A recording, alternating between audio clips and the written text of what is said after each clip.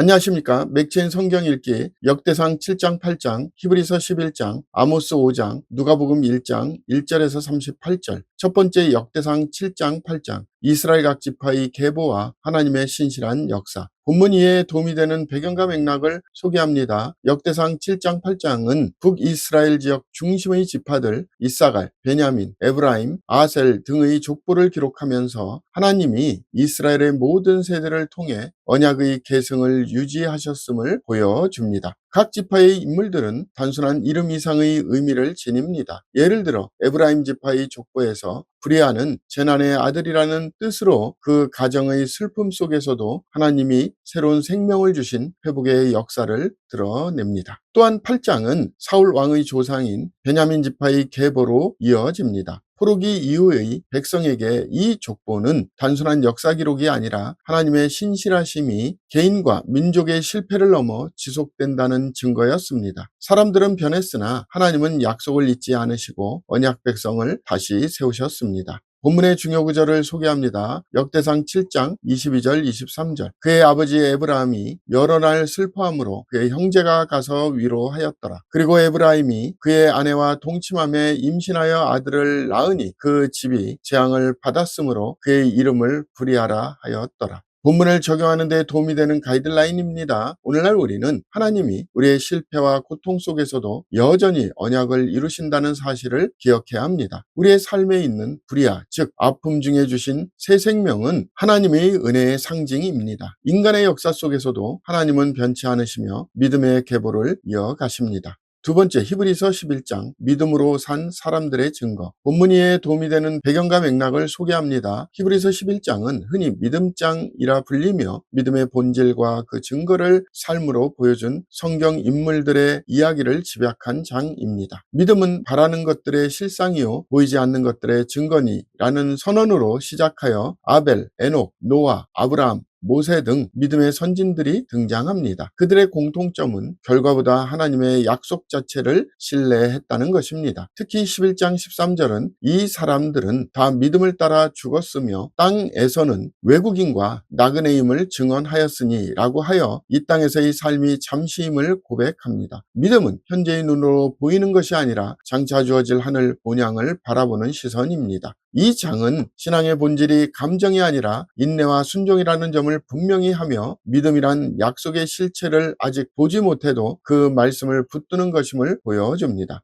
본문의 중요 구절을 소개합니다. 히브리서 11장 6절. 믿음이 없이는 하나님을 기쁘시게 하지 못하나니 하나님께 나아가는 자는 반드시 그가 계신 것과 또한 그가 자기를 찾는 자들에게 상 주시는 이심을 믿어야 할지니라. 본문을 적용하는 데 도움이 되는 가이드라인입니다. 오늘날 우리는 눈에 보이지 않는 현실 속에서도 하나님의 약속을 신뢰하는 믿음을 가져야 합니다. 참된 믿음은 상황이 아니라 약속에 근거합니다. 하나님은 믿음의 길을 걷는 자를 결코 외면하지 않으십니다. 믿음은 기다림 속에서도 하나님이 일하고 계심을 확신하는 것입니다. 세 번째, 아모스 5장, 회개 없는 예배를 책망하시는 하나님의 공의. 본문 이해에 도움이 되는 배경과 맥락을 소개합니다. 아모스 5장은 이스라엘의 형식적인 신앙과 도덕적 타락에 대한 하나님의 통렬한 책망입니다. 하나님은 너희는 나를 찾으라, 그리하면 살리라 라고 하시며 참된 예배는 제사와 형식이 아니라 하나님을 진실히 찾는 마음임을 강조합니다. 이스라엘은 베델, 길갈, 브엘세바 등에서 제사를 드렸지만 하나님은 너희 절기들을 미워하며 너희의 번제를 받지 아니하겠다라고 선언하십니다. 그 이유는 그들의 예배가 공의와 정의 없는 외식이었기 때문입니다. 따라서 하나님은 오직 정의를 물같이 공의를 마르지 않는 강같이 흐르게 할지어다라 명하십니다. 이 장의 중심 주제는 참된 예배는 정의와 사랑의 삶을 통해 완성된다는 것입니다. 하나님은 경건한 모양보다 의로운 삶을 원하십니다.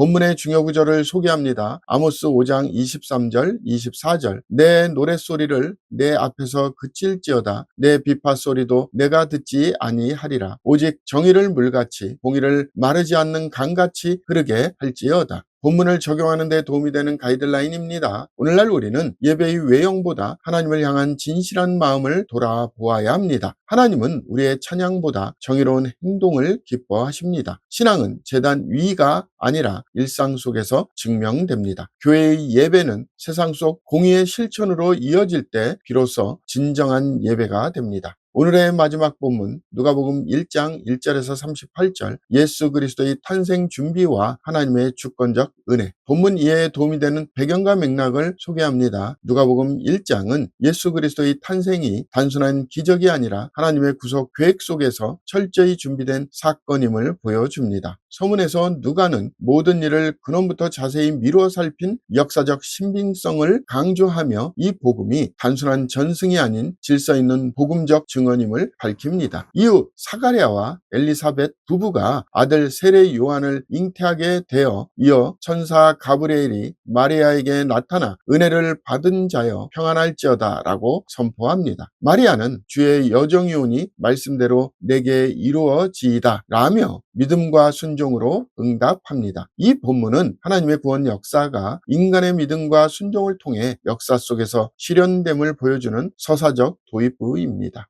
본문의 중요 구절을 소개합니다. 누가복음 1장 37절, 38절. 대저 하나님의 모든 말씀은 능하지 못하심이 없느니라. 마리아가 이르되 주의 여정이 오니 말씀대로 내게 이루어지이다 하며 천사가 떠나가니라. 본문을 적용하는 데 도움이 되는 가이드라인입니다. 오늘날 우리는 하나님의 뜻이 우리의 계획보다 크다는 사실을 믿어야 합니다. 믿음은 이해보다 순종으로 드러납니다. 하나님은 평범한 사람을 통해 비범한 일을 이루십니다. 말씀 앞에 겸손히 순종할 때 우리의 삶도 하나님의 구속 역사 안에 쓰임 받습니다. 오늘 본문에 누가복음이 시작되므로 누가복음이 쓰여진 목적을 소개합니다. 누가복음은 하나님의 구속사가 역사 속에서 어떻게 성취되었는가를 보여주는 복음서입니다. 의사 출신의 누가는 그리스 로마 세계 속에서 복음의 보편성을 강조하며 예수님을 단순한 유대인의 메시아가 아닌 온 인류의 구주로 소개합니다. 그는 세례 요한의 사역에서 예수의 탄생, 공생애, 십자가, 부활에 이르기까지 사건을 체계적으로 기록하여 복음이 신화가 아니라 역사적 실제임을 증명합니다. 또한 누가는 예수님의 사역 가운데 가난한 자, 병든 자, 여성, 세리, 죄인들을 향한 하나님의 긍휼과 구속의 포용성을 강조합니다. 누가복음의 목적은 독자 데오빌로에게 각하가 알고 있는 바를 더 확실하게 하려 함에 있으며 신앙의 확신과 역사적 근거를 함께 제시하는 데 있습니다. 따라서 누가복음은 예수 그리스도의 인성과 신성을 모두 드러내며 구속의 역사를 하나님의 은혜의 질서 속에 연결하는 복음의 증언서입니다. 감사합니다.